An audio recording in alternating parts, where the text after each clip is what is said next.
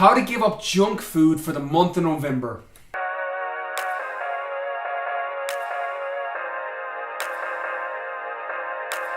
Okay, so I know a lot of people are doing November where you're giving up something for the month of November, and I've had a lot of people on my social media message about giving up junk food. So I'm going to share a couple of tips in this video in the hopes that it helps anybody that's just trying to get their nutrition better, regardless of what your end goal is, whether it's to improve your energy levels, lose body fat, build muscle, but how you can minimize the amount of junk food that you're taking in. So for those of you who came through my 14 days of fat loss, which is my free 14 days fat loss guide on my website, www.brankingfitness.com, day one is clear out your cupboards of junk food. So I know myself that when I have things in the house, it's a lot harder, it's a lot easier to say no to something that's not even in your house and you've got to go to the shop to get it than to open up a cupboard and have it there. For example, my vice has always been chocolate. I have a massive sweet tooth, and I know that if I buy a big bar of chocolate or a tub of ice cream and I leave it in the fridge or I leave it in the cupboard, I know I'm going to eat it. At some stage, because your willpower gets drained. And there's a great book by Kelly McGonigal called The Willpower Instinct,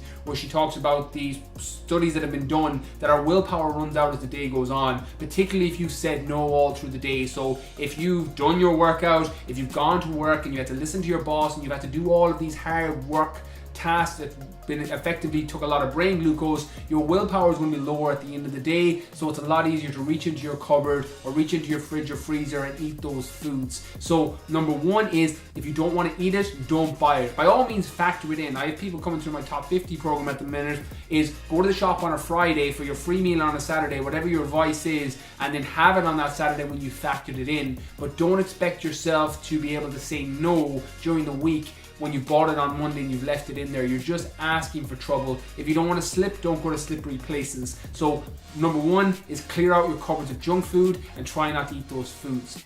Number two tip is realize that in the beginning you're probably going to start craving those foods that you've given up, particularly for the first 4 or 5 days, but understand that that will pass. If you've been eating a little bit of chocolate or a little bit of sugar or fizzy drinks or whatever it is every single day for the last 6 months, you're not going to give it up for one day and not have a craving for it. You're going to really, really want that sugar. You're going to want those sweeteners and your body's going to crave it. So just understand that you're going to have that for the first 4 or 5 days, but then after that it will pass if you power through.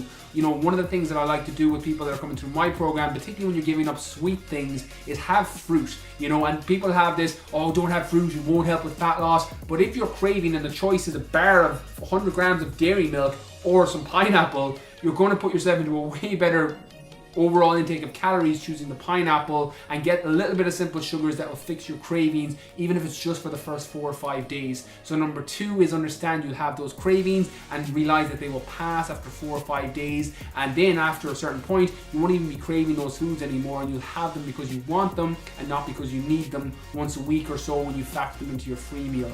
The last thing then is to understand that when you're giving up junk food, there are certain foods that you may eat that could give you pretty bad cravings. For example, and this isn't true for everybody, but I'm an example, I know a lot of people will resonate with this, things like polyalcohol and protein bars, things like aspartame and different sweeteners and diet drinks, anything that's going to mimic insulin in the brain or make your body think that it's getting some simple sugars and then not giving it a hit, can give you cravings later on in the day.